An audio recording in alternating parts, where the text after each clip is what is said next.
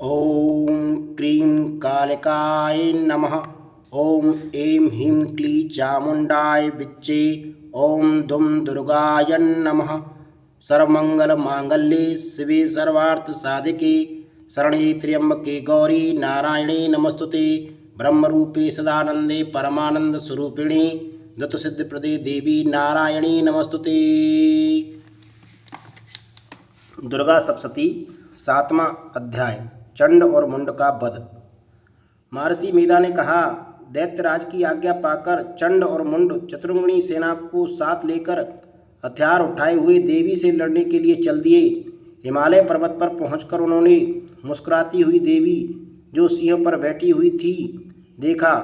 जब असुरों को पकड़ने के लिए तलवारें लेकर उनकी ओर बढ़े तब अंबिका को उन पर बड़ा क्रोध आया और मारे क्रोध के उनका मुख काला पड़ गया, उनकी भ्रुकुटियाँ चढ़ गईं और उनकी ललाट में से अत्यंत भयंकर तथा अत्यंत विस्तृत मुख वाली लाल आँखों वाली काली प्रकट हुई, जो कि अपने हाथों से तलवार और पास लिए हुए थी।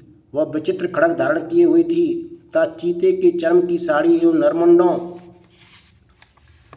की माला पहन रखी थी। उसका मांस सूखा हुआ था और शरीर केवल हड्डियों का ढांचा था, और जो भयंकर शब्द से दिशाओं को पूर्ण कर रही थी। वह अश्वसेना पर टूट पड़ी और दैत्यों को भक्षण करने लगी।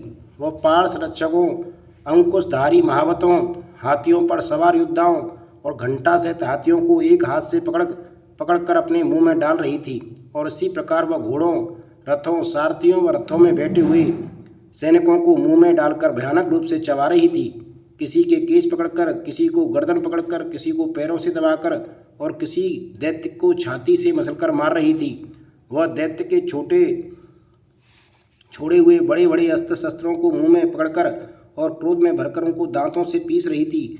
उसने कई बड़े बड़े असुर भक्षण कर डाले, कितनों को रौंद डाला और कितनी उसकी मार के मारे भाग गए। कितनों को उसने तलवार से मार डाला, कितनों को अपने दांतों से समाप्त कर दिया, और इस प्रकार से देवी ने क्षण भर में संपूर्ण दैत्य सेना को नष्ट कर दिया।